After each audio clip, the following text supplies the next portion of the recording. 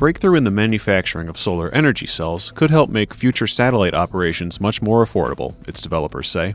The Australian Space Agency recently outlined work on a more cost-effective solar cell conducted by Extraterrestrial Power, a Sydney company that says it aims to deliver affordable power to humans in space.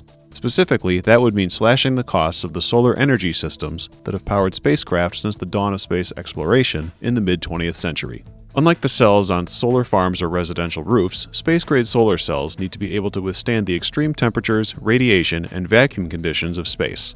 Conventional cell production processes limit how thick the silicon can be, and requires a costly and low-volume process to reinforce it for space.